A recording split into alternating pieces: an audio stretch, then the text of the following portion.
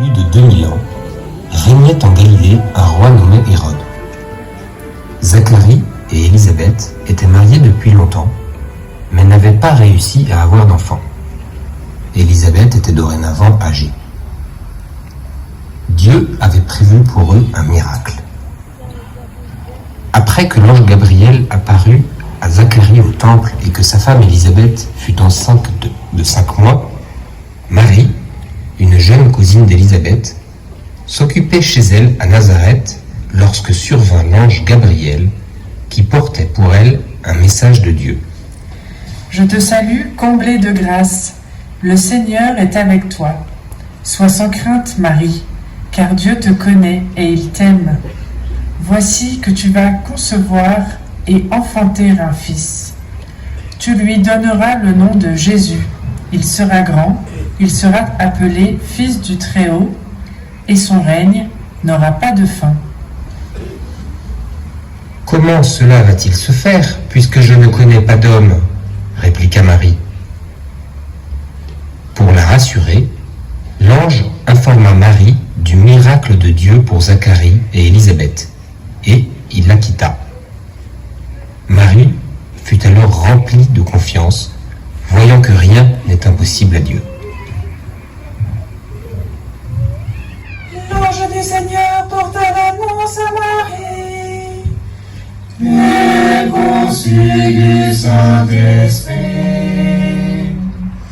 Je vous salue, Marie, comblée de grâce, le Seigneur est avec vous. Vous êtes bénie entre toutes les femmes, et Jésus, votre enfant, est béni. Sainte Marie, Mère de Dieu, priez pour nous, pauvres pécheurs, maintenant et à l'heure de la mort. Amen, Amen, Alléluia.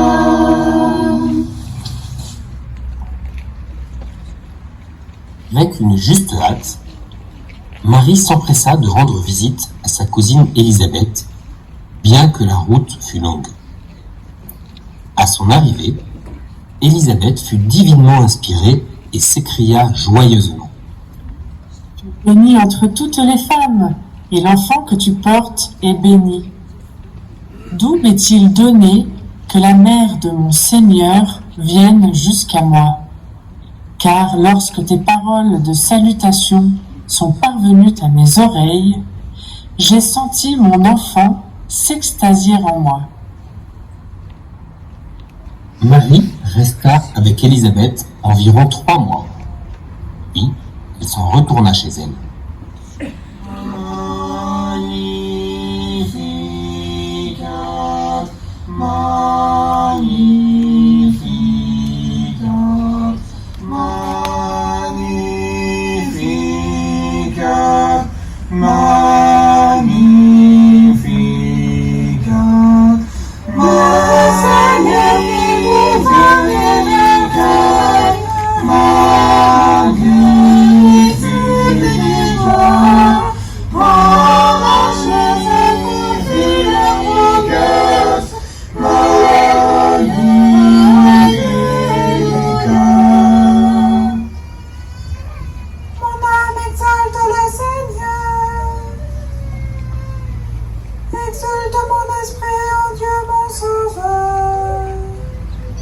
Il s'est penché sur son humble servante. Désormais tous les âges me diront bienheureux. Le Seigneur qui vous voyez Dieu, me magnifiera. Arrachez ses conflits la fougueuse.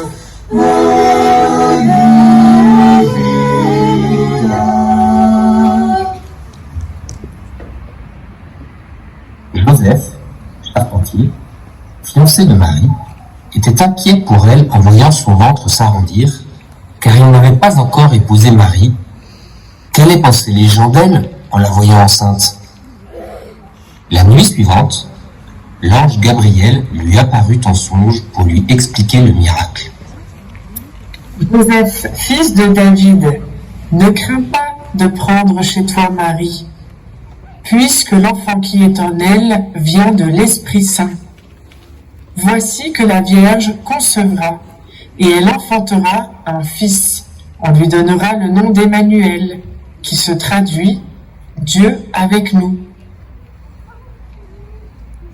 Joseph se réveilla, comblé de joie et de confiance en Dieu, et trouva Marie pour l'épouser.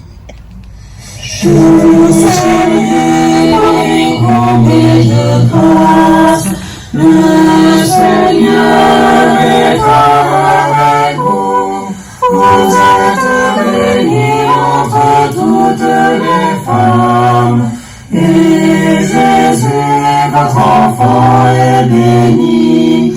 Sainte Marie, Mère de Dieu, priez pour nous, pauvres pécheurs, maintenant et à l'heure de la mort.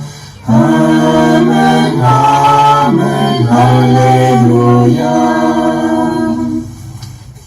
En ces jours-là, l'empereur Auguste décida d'un grand recensement. Il publia une loi. Elle obligeait tous les hommes à se faire enregistrer dans une ville, celle dont leur famille était issue. Or, Joseph et Marie habitaient à Nazareth, en Galilée, au nord de la Palestine, tandis que Joseph était un descendant de David, originaire de Bethléem en Judée, à environ 150 km de Nazareth, dans la partie sud du pays. Joseph se mit en route avec Marie. Le temps de la naissance arriva, et comme il n'y avait plus de place nulle part pour le couple, Marie donna naissance au Fils de Dieu dans une étable. Pour le tenir au chaud, elle l'emmaillota et le coucha dans une mangeoire.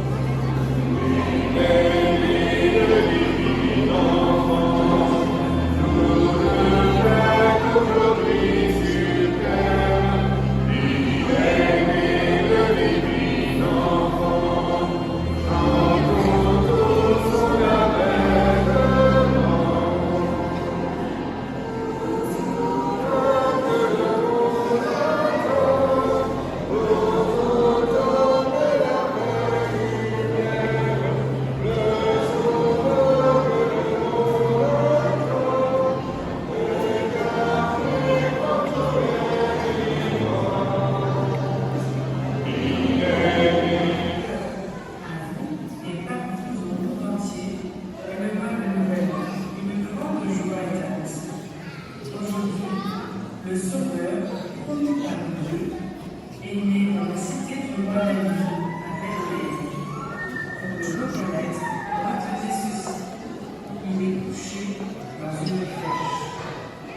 et tous les anges du ciel se mirent à chanter.